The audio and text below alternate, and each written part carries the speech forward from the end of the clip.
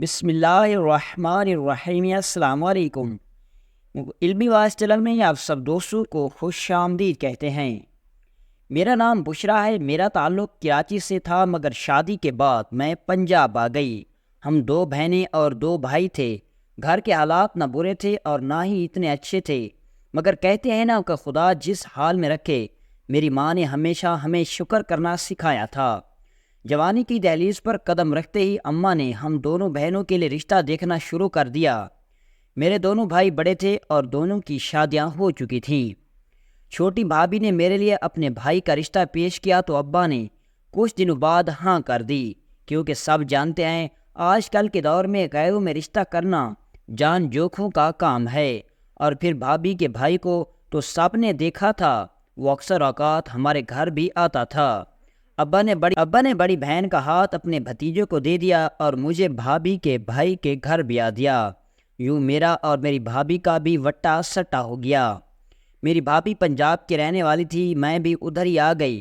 شادی کے بعد کسی غمی خوشی کے موقع پر میکے جاتی، ورنہ ادھر ہی رہتی تھی۔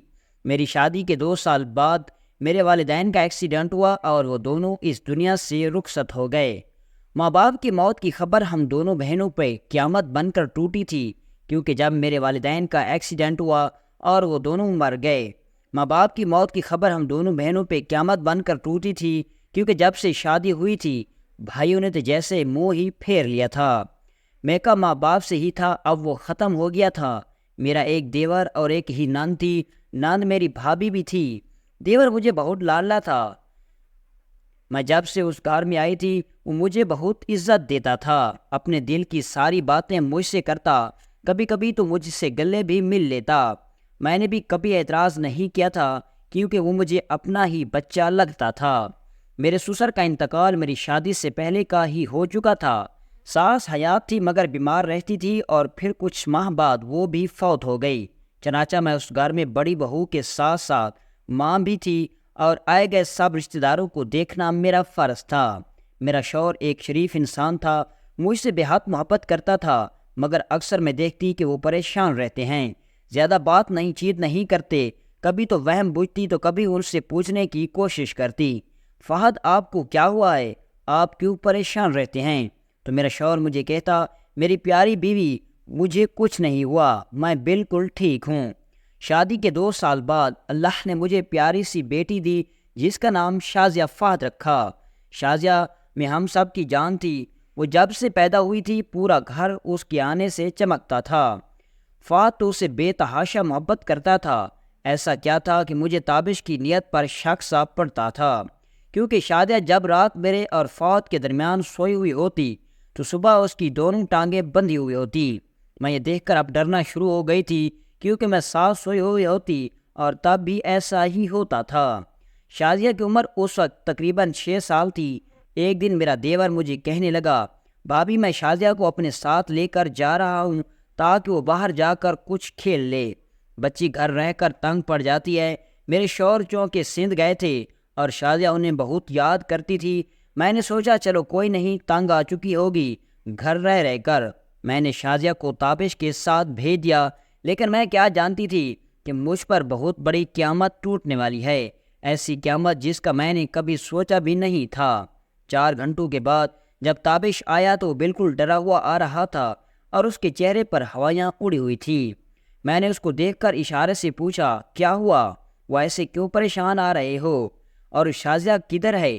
میں نے ادھر ادھر دیکھ کر اسے آوازیں لگانا شروع کر دی، مگر وہ ہوتی تو کوئی جواب دیتی نا۔ جب مجھے کوئی جواب نہ ملا تو میں نے تابش سے پوچھا، میری شازیہ کدھر ہے؟ تم اسے اپنے ساتھ لے کر گئے تھے، ابھی وہ کدھر ہے؟ کیا کسی اپنے دوست کے گھر چھوڑ آئے ہو؟ میور دیور نے اونچی آواز میں رونا شروع کر دیا اور کہا، بھابھی آپ مجھے معاف کر دیں، شازیہ کہیں کھو گئی ہے۔ میں اور وہ ساتھ والے باغ میں کھیل رہے تھے، اچانک کوئی عورت آئی جس نے برقع پہنا ہوا تھا، وہ ہماری شازیہ کو لے کر وہاں سے بھاگ گئی۔ میں اس کے پیچھے بھاگا، لیکن وہ نظروں سے یکدم ہی اوجھل ہو گئی۔ بھابھی مجھے معاف کر دینا۔ یہ سنتے ہی میں غش کھا کر گر پڑی۔ میرے شوہر کو جب یہ بات کی خبر ہوئی تو وہ سارے کام چھوڑ کر گھر واپس آ گئے اور آتے ہی تابش کو مارنا شروع کر دیا کہ یہ سب تمہاری وجہ سے ہوا ہے، تم نے میری بچی کو کہیں بھیج دیا ہے۔ پہلے تو میں اس بات کو سمجھ نہ سکی کہ فہد یہ کیا کہہ رہے ہیں، مگر مجھے اب تابش سے نفرت ہو گئی تھی۔ شازیہ کو کھوئے ہوئے 2 سال ہو چکے تھے، لیکن ابھی تک وہ ہمیں نہیں ملی تھی۔ ان سب میں یہ بات بہت عجیب تھی کہ میرا دیور اور شوہر دونوں ایک دوسرے سے نظریں چراتے تھے۔ میں بھی اب صبر کر چکی تھی، بس دعائیں مانگتی تھی کہ میری بچی جہاں بھی ہو بس ٹھیک ہو۔ تابش کے ساتھ اب میرا پہلے جیسا رویہ نہیں تھا، کیونکہ مجھے صرف ایک ہی بیٹی تھی۔ اس کے بعد اللہ نے مجھ سے یہ خوشی چھین لی کہ جس سے میں دوسری دفعہ ماں بن سکتی، مگر ماں بن کیا فائدہ ہوتا، اولاد اولاد ہی ہوتی ہے۔ شازیہ کی مجھے ہر رات کو یاد آتی اور میں ساری رات وہیں رو رو کر گزار دیتی۔ میرے شوہر مجھے چپ کرواتے اور کہتے ہماری بیٹی ایک دن ضرور مل جائے گی۔ ابھی میں ان کو یہ کہتی کہ آپ کی بیٹی کیسے مل جائے گی جب ہماری بیٹی کو کھوئے ہوئے اتنے سال ہو چکے ہیں۔ جب سے میری بیٹی کھوئی تھی میرا دیور مجھ سے ہر اتوار شرط لگاتا کہ دیکھنا بھابھی آج ہماری شازیہ مل جائے گی، اور پھر میں زردے کی دیگ پکوا کر تقسیم کروں گا۔ میں اسے پیکل کہہ کر چپ لگا دیتی، کیونکہ اب تو اس کی شکل بھی مجھے بھول ہی گئی تھی۔ اتنے عرصے سے شازیہ کو نہیں دیکھا تھا۔ وہ مجھے کہتی بھابھی دیکھنا آج ہماری شازیہ گھر ضرور آ جائے گی اور ساتھ خوشخبری بھی لائے گی، پھر ہمارے گھر کے حالات بالکل ٹھیک ہو جائیں گے، آپ دوبارہ سے خوش باش رہیں گے اور آپ بالکل صحت یاب ہو جائیں گی۔ جب سے وہ گئی تھی میں بیمار رہنا شروع ہو گئی تھی، لیکن جب اس کی کوئی خبر نہ ملتی تو میرا دیور پھر بھی زردے کی دیگ پکوا کر پورے محلے میں تقسیم کرتا تھا، کیونکہ شازیہ کو شروع سے ہی میٹھا بہت پسند تھا اور روزانہ مجھ سے میٹھے کی فرمائش کرتی۔ اس سب میں وہ واقعہ میں بالکل فراموش کر چکی تھی کہ میری بچی کی رات کو ٹانگیں بدی ہوتی ہیں۔ میں نے یہ بھی کبھی بات کسی کو نہ بتائی تھی، شاید یہی یہ میری سب سے بڑی بھول تھی۔ ایک رات گھر میں فہد اور میرا دیور بھی موجود تھے۔ آدھی رات کو مجھے پیاس لگی تو میں پانی پینے کے لیے اٹھی تو میں نے دیکھا کہ میرے شوہر کمرے میں نہیں۔ میں دبے قدموں سے چلتی ہوئی چھت پر گئی، کیونکہ اکثر اوقات وہ مجھے چھت پر ہی ملتے تھے، لیکن اس رات چھت پر جو ہوا میں تصور بھی نہیں کر سکتی تھی۔ ایک بار تو میں چکرا گئی۔ میں نے فہد کی طرف دیکھا، پھر تابش کی طرف دیکھا، وہ دونوں تھے۔ میں دوڑتی ہوئی اپنی بیٹی کے گلے لگ گئی۔ سامنے شازیہ کے اتنے سالوں بعد میری شازیہ میرے سامنے تھی۔ میں نے کبھی نہیں سوچا تھا کہ میری تہجد کی دعاؤں کا مجھے یوں صلہ ملے گا، مگر شازیہ چند منٹ گھبرائی رہی، پھر اسے تابش کہیں لے گیا۔ میں یہ سب کارروائی دیکھ کر ششدر رہ گئی۔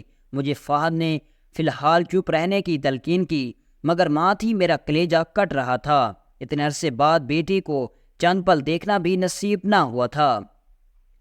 پھر 2 دن بعد فہد اور تابش گھر لوٹے۔ انہوں نے مجھ پر ایسے راز کا انکشاف کیا جسے سن کر میرے پیروں تلے زمین نکل گئی تھی۔ میری بچی اغوا نہیں ہوئی تھی، بلکہ اسے اغوا کیا گیا تھا، اور وہ کسی اور نے نہیں، اس کے اپنے باپ نے یہ سب کروایا تھا۔